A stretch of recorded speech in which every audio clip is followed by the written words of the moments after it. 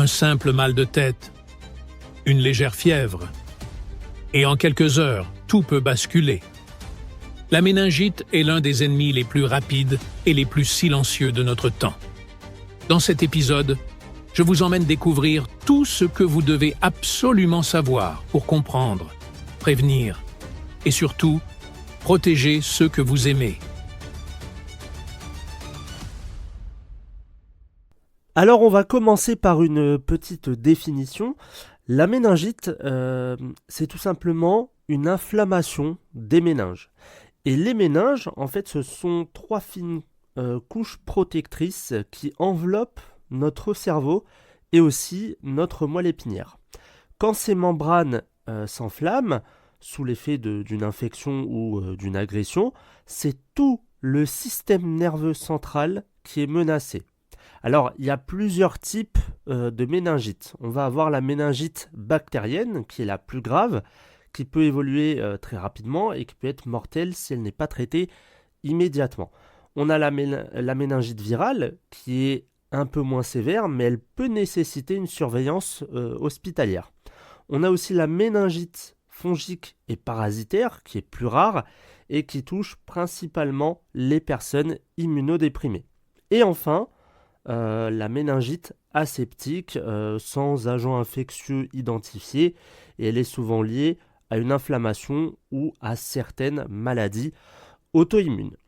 Au niveau des symptômes de la méningite, il faut reconnaître la fièvre soudaine, la raideur de la nuque, les maux de tête qui peuvent être intenses, la photophobie, donc c'est l'hypersensibilité à la lumière, les nausées, les vomissements, il peut y avoir aussi de la confusion mentale, des convulsions et des troubles de la conscience. Chez les nourrissons, c'est des pleurs qui sont incessants, c'est des somnolences et aussi des fontanelles bombées. Alors, la rapidité d'aggravation, elle est extrême. Parfois, quelques heures seulement entre les premiers signes et le coma. On va voir un peu les chiffres en France et dans le monde parce que actuellement, en 2025, en France, il y a eu plus de 600 cas d'infection invasive à méningocoque qui ont été enregistrés depuis janvier de cette année selon Santé publique France. Il y a eu donc 15% d'augmentation par rapport à 2023 et ça touche majoritairement les jeunes de moins de 24 ans et les personnes âgées. Et c'est le sérotype B qui est actuellement le plus fréquent. Dans le monde, il y a environ 2,5 millions de cas de méningite bactérienne, donc c'est la plus sévère, chaque année. 300 000 décès annuels liés à la méningite selon l'OMS. Et en Afrique subsaharienne, ils sont particulièrement touchés par des épidémies saisonnières et c'est ce qu'on appelle la ceinture de la méningite. Au niveau des tendances actuelles, on a une résurgence de certains sérotypes qui sont moins connus et une augmentation de cas chez les jeunes adultes et dans les grandes métropoles. Alors pourquoi cette recrudescence ? Eh bien pour trois choses. La première, c'est qu'il y a moins de vaccinations post-Covid. Quand cette période de Covid s'est terminée, les personnes se sont dit le Covid c'était le plus gros virus, il ne peut pas y avoir quelque chose au-dessus. Donc les personnes ne se sont pas fait vacciner et c'est ce qui provoque aussi cette recrudescence de la méningite.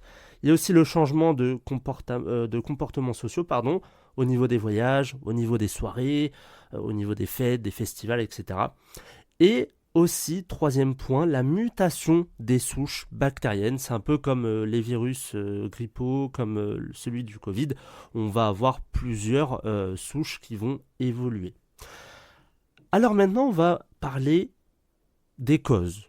Les principales causes, finalement, sont infectieuses. On a les bactéries. Donc comme vous avez pu le constater, le premier ça va être la méningocoque. Donc c'est la transmission par la salive, par les gouttelettes respiratoires.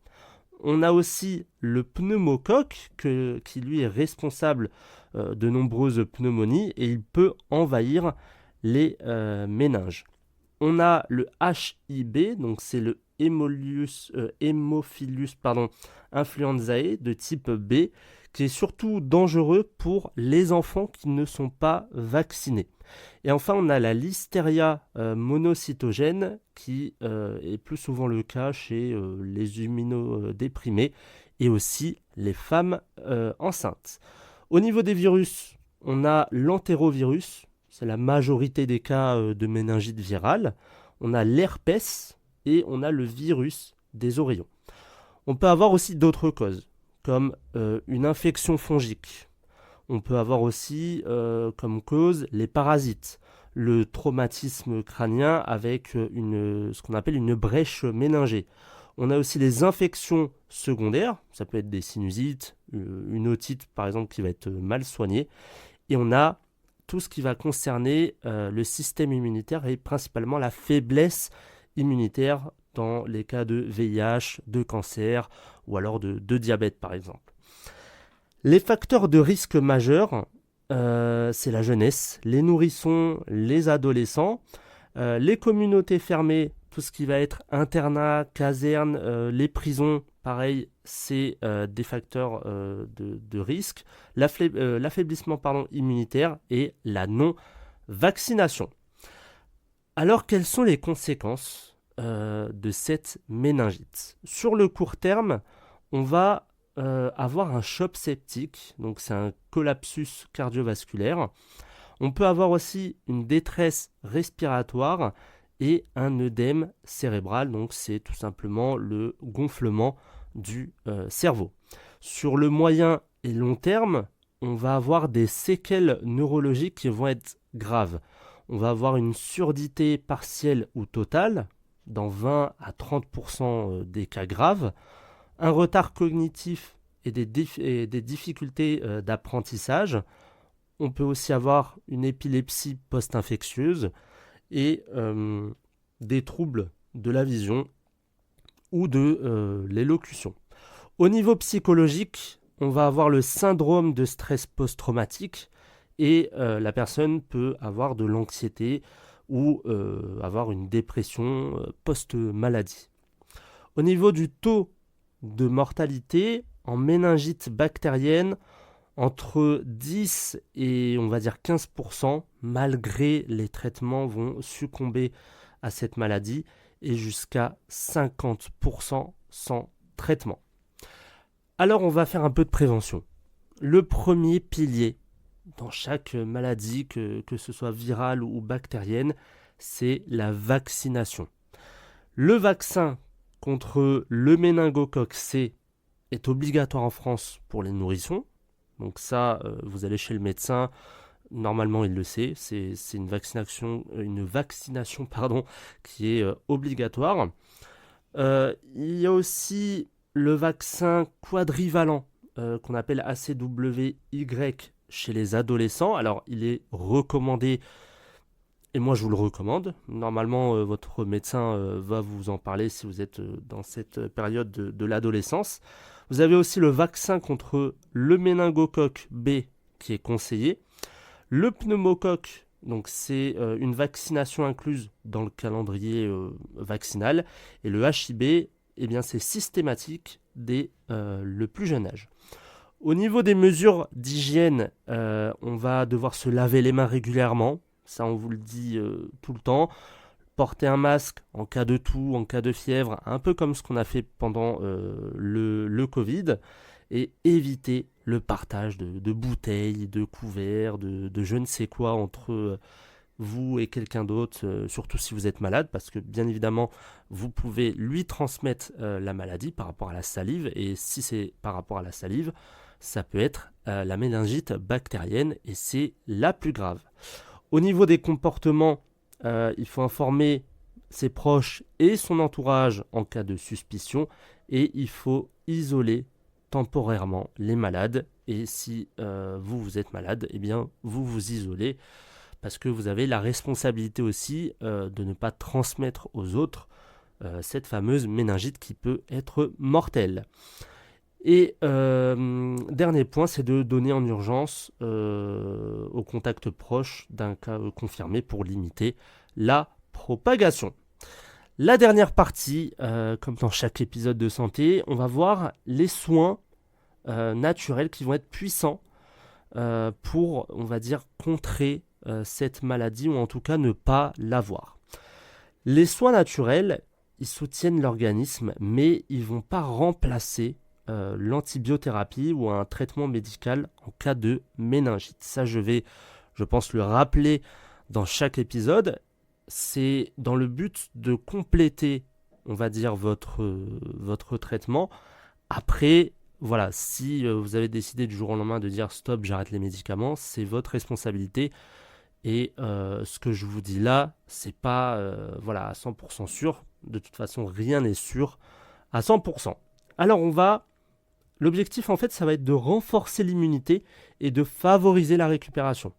Au niveau des plantes adaptogènes, on a l'astragale qui va stimuler l'immunité, le ginseng qui va être un tonifiant général et la rhodiola qui va augmenter la résistance face au stress. Au niveau des plantes antivirales et antibactériennes, on a l'échinacée qui va stimuler les défenses naturelles, le sureau noir qui est un actif contre les infections respiratoires. Et le dernier point, notez-le bien, c'est le ginkgo biloba. Il fait fi en fait des radiations atomiques et il résiste à la pollution, aux insectes, aux champignons, aux virus, aux bactéries ou alors aux parasites. Il va dilater les artères cérébrales pour une meilleure oxygénation de notre substance grise et il favorise le sommeil de bonne qualité. Ça améliore aussi la concentration et la mémoire. Attention, il ne faut pas l'utiliser avant une opération chirurgicale. Là, actuellement, tous les matins, j'ai des ampoules que vous pouvez acheter sur Internet de ginkgo biloba. C'est des ampoules que vous cassez, vous mettez dans un verre d'eau. Ça n'a pas très bon goût. Vous pouvez le mettre avec, par exemple, un sirop, etc. Pas forcément dans du jus d'orange parce que du coup ça altère un peu le goût du jus, mais mettez-le dans de l'eau ou avec un sirop de menthe, etc. et ça ira très très bien. Au niveau des nutriments, on va prendre de la vitamine D pour réduire le risque d'infection, notamment en hiver. Vous pouvez demander à votre médecin des ampoules, pareil, de vitamine D.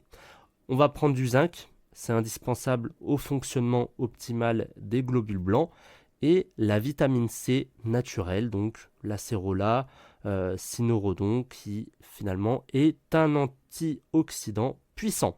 Au niveau des huiles essentielles, qu'il faut utiliser avec précaution, on a la Ravintsara qui est un antiviral et un immunostimulant. On a l'arbre à thé, donc le tea tree, qui est un antibactérien, et le laurier noble qui, lui, est un stimulant immunitaire.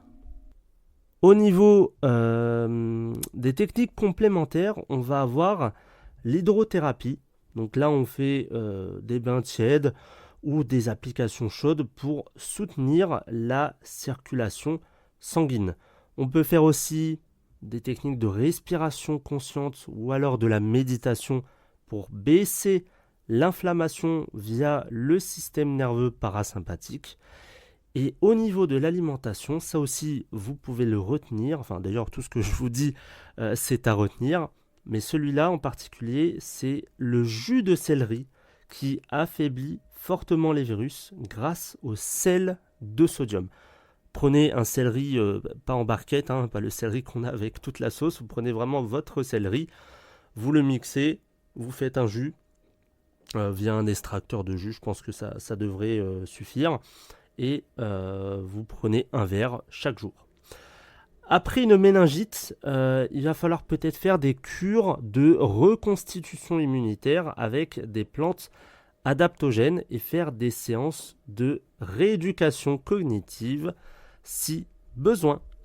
Donc voilà pour cet épisode. Donc la méningite, c'est quand même un adversaire redoutable qui est rapide et qui est parfois implacable.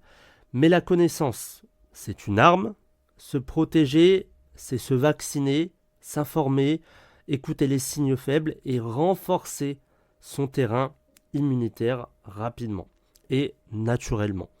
Dans un monde finalement où les infections évoluent, votre vigilance et votre santé sont vos meilleurs remparts. Merci d'avoir écouté cet épisode. Je vous retrouve la semaine prochaine pour un épisode de développement personnel. Bonne semaine à tous.